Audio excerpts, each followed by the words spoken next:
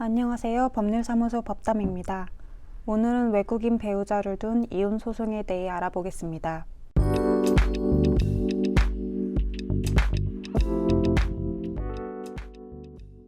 한 씨는 외국 국적의 배우자와 결혼 후 한국에서 생활을 하다가 자신의 일을 위하여 외국에 몇 년 다녀와야 한다고 이야기하였고, 함께 외국으로 가 몇 개월을 지낸 후 한 씨는 일 때문에 먼저 한국에 들어오게 되었습니다. 한국에 돌아오자 연락이 뜸해지더니 결국 연락 두절되어 3년이라는 기간이 지났습니다.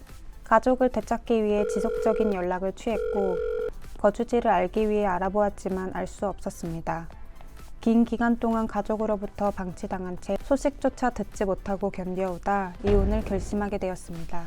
국내 취업 또는 국적 취득을 목적으로 결혼하는 것을 상대방에게 비밀로 하거나 혼인 후 얼마 안 되어 행방불명으로 몇 년 동안 배우자를 기다리다가 지친 의뢰인분들이 이혼을 하기 위해 어려운 발걸음을 하시는 경우가 있습니다.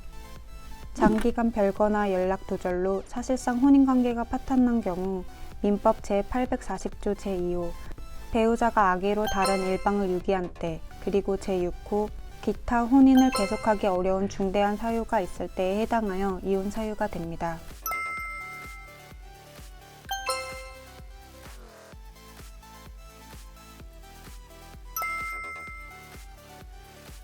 기본증명서, 혼인관계증명서, 가족관계증명서, 주민등록등본, 주민등록 초본, 입증서류는 기본서류이고, 외국인 배우자를 둔 이혼소송에서는 혼인신고 당시 제출한 서류일체, 제3자 작성의 소재불명 확인서, 배우자의 출입국에 관한 사실증명 및 외국인 등록부 등본 등 일반적인 이혼 서류보다 많은 것들을 준비해야 합니다.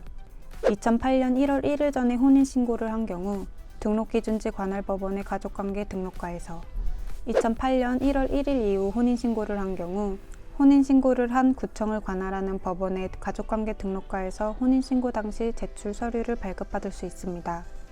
외국인 배우자가 외국에 있거나 행방불명으로 거주지를 알 수 없는 경우 공시송달 제도를 통하여 판결을 받을 수 있습니다.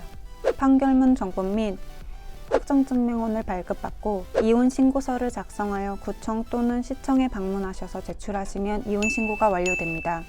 이혼소송은 올바른 절차대로 진행되지 않으면 소송이 더 길어지고 복잡해질 수 있습니다. 가정이라는 큰 울타리를 깨는 것이 두렵고 어려운 일이지만 신뢰가 깨진 관계는 더욱 큰 불행을 가져올 뿐입니다. 지금까지 법담TV였습니다. 감사합니다.